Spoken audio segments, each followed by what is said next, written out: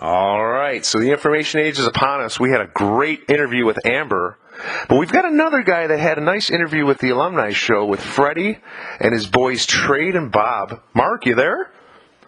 Yes, sir, I am. How are you today? I'm doing all right. A little snowed in like everybody else. Where are you at currently? Where was that again? Where are you at currently? Like, we're all snowed in. Where are you at? I live in a suburb of Chicago, and we probably got a good foot on the ground already. Wow. I've had a blast digging out my car all day. It's been a really good time. Well, all the people down under are enjoying summer, but it's obviously winter up here, and we're getting lake effect snow all over the Midwest. But, Mark, what generation horse person are you? I started going to the races right around 1974. My next door neighbor took me to Aurora Downs, and I saw my first Turnus race there, and it was over from there. I was hooked. I was grooming horses. When I was 16 years old in Chicago, I started working for Elsa Casoli. She was from Argentina. Wow. That was my first job in the business, grooming horses for her. Wow, 16. So did they license you back then, or were you just kind of helping out like on the backside, or how did it work back then? Oh, no, we all had licenses and everything. We had to have a groomer's license, and we even had insurance and the whole 9 yards back there. Interesting. So how long did you work for her for? I worked for her for a couple of years, and I worked for Mark Aubin, and I was in the business for a while, and I always wanted to go out east to the Meadowlands and didn't know how to get out there.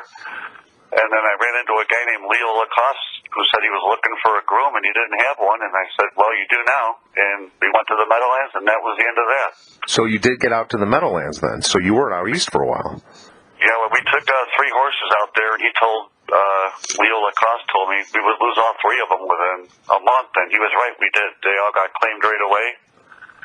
And I wanted to stay out there, so I went to work for Lou Williams. That was my first job at the Meadowlands. So, over the last maybe 10 or 15 years, people can look at a program and they can say like a 30-claimer at the Meds is worth maybe $15,000, let's say, on the Illinois circuit. Did you see that back then? Like, you can bring an Illinois bred that might be worth, 10 or 20,000 and you get maybe 40 or 50 for them? Was it like that back then? Horses I used to ship in from Chicago used to do real well out there. I don't think they would do very well now, but back in the day they did do well out there. A lot of Chicago shipments did well. Interesting. So where'd you go from there? Because, I've heard from different people, you've worked for Lou and Brooke and, some other trainers. Were you just bouncing around like most grooms, or did you ever become like a second trainer for people? No, but I never was a second trainer, but I worked for some stables for a pretty long time. I worked for Lou for a couple of years, then I worked for Benny Webster, and then I worked for Bruce Nichols.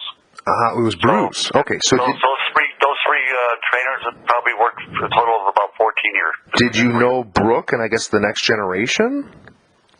Excuse me, sir? Did you know, Brooke Nichols and I guess, his children back then, or? I barely knew Brooke at all. Interesting. So do you have a preference between a pacer and a trotter? Are you more of a pacing guy or a trotting guy? As far as betting goes, I like pacers more than trotters, but I do like watching great trotters, though, because there's just something to it, the way they move and everything, and it's just, I don't know, it's hard to explain, but I like both. It doesn't really make a difference to me. Very interesting. So let's come to the current day. You are just a diehard harness fan. I mean, you've just explained your history literally for the world to hear. You've been on the Alumni Show. You've been expressing ideas. Just recently you're saying, jokingly, I sent you a link about, the steward position open in Florida. Hey, Mark, go down to Florida and retire. Like, what do you really want to do if you had the best opportunity to get into the business? What if somebody, let's say, gave you carte blanche and said, Mark, you can do whatever you want. What would you do?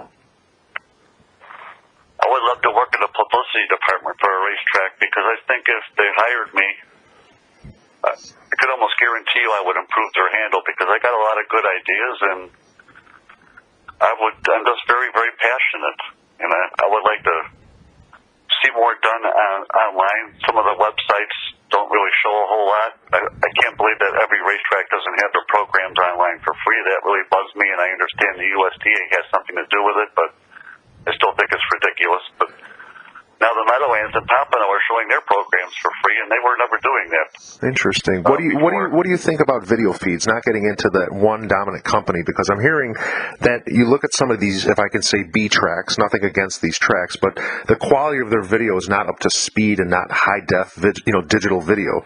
Do you think all tracks across the board should be up in the information age and pay that extra money to have that high def video?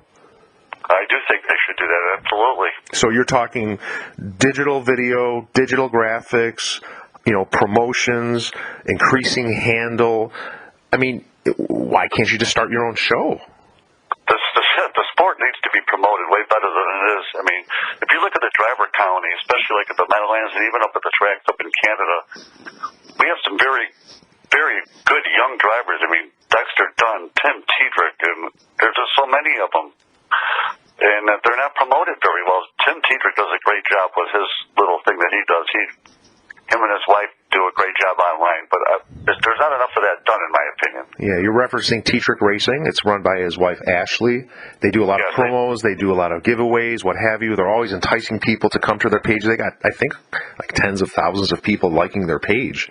Do you think more drivers should do something like this, or more trainers, or...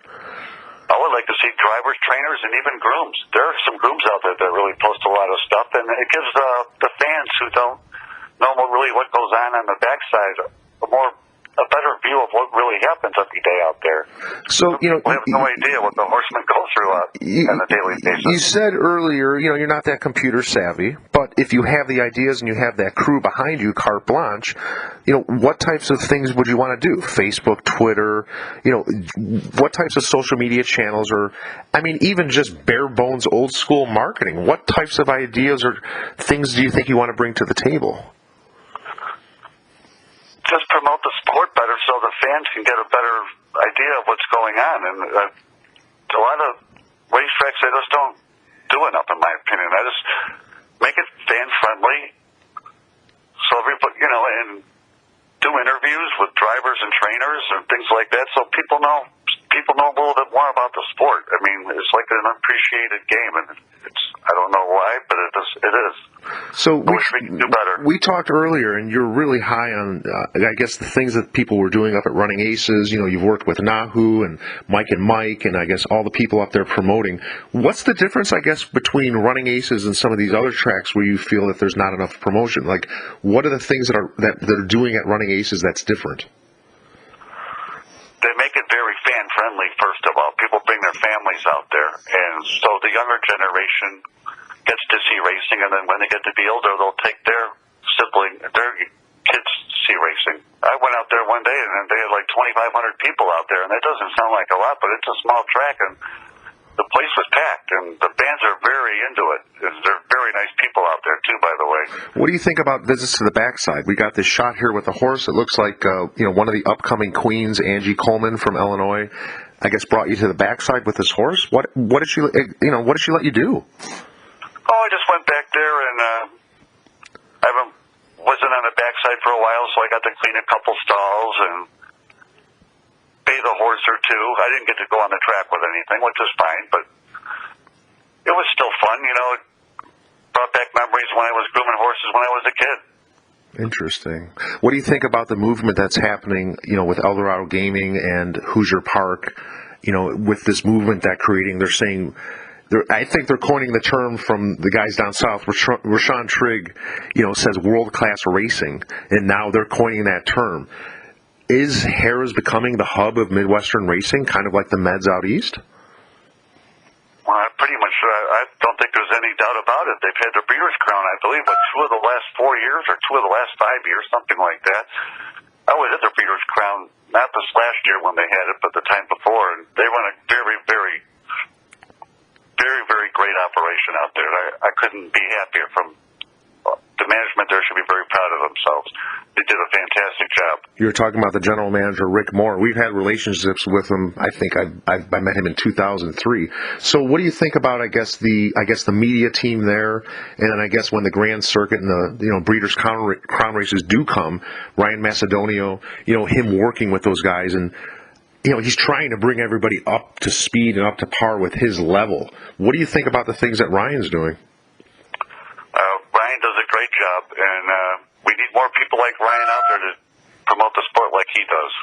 Interesting. There's only so much we can do, but the more people that jump on board, the better it is for everybody. So you sent us this shot here of this program. I have no idea how you got this. You must have had this in your vault or your harness racing table somewhere in your house. But it's got a horse by the name of Rambling Willie. Tell us what you think. Tell us your thoughts and feelings of this, I guess, war horse from back in the day. Well, Rambling Willie raced back in the mid-70s, 80s, and he had 305 lifetime starts, 128 wins, I believe. Wow. Was driven by Robert Farrington, and I believe Dean Collins groomed him for a while. Yes, I'm positive Dean Collins groomed him for a while, yes, by the way. And he's a horse that made me love the sport more than anything. I used to, before I was able to enter the track legally, I would just jump the fence at Mayweather Sportsman and sit by somebody who had kids and blended in with him so I could watch him race. There you go. Did you ever see that race? I had talked with Connell Willis at the Night of Champions a couple years ago. You said you keep in touch with Connell. Did you ever see that race when Connell said he raced against Rambling Willie? Was it Taurus Bomber that raced against him? I'm told not sure me. It was It probably was Taurus Bomber. He told me that Taurus Bomber raced against Rambling Willie. Did you ever actually see that? I never missed a night. The only time I ever missed a night of racing in Illinois from the years before I went to the Meadowlands is if we had one indoor race. Otherwise, I was in the grandstands every night. I never missed a night of racing ever. Wow. So we're running out of time. Is there anybody in the industry you want to give a shout out from over the years that's helped you in the industry or educated you and I guess brought you up to the level that you're at today? Well, the grooms are all the trainers I worked for. I learned so much from, and I had so many met so many lifetime friends being on the backside for all those years. I'm still friends with them today. Excellent. Well, we really thank you for your time. It was all short notice. We wanted to tap into you. You've got great experience and knowledge. Where can people find you? I mean, where can people message you if they wanted to get in contact and possibly offer you a contract? I mean, who knows? Well, should I give out my email address? No. Or would it be better out No, let's keep that private. So Facebook, I guess, send him a Facebook message. If you want to get in touch with us directly at the Horseman's Voice, we can actually get in touch with Mark, and we can see if we have the permission to get his phone number and email to you. But again, Mark, we really want to thank you because next week, I'm going to tell you this, man, we're going to be hanging with some cushions. We got a cushion down in North Carolina. We got a cushion that's come from the East Coast and is in Ohio. And we got the big man Mike cushion out east. So until next week, that's the Horseman's Voice. Thanks again, Mark. Thank you, sir. Thanks for having me on.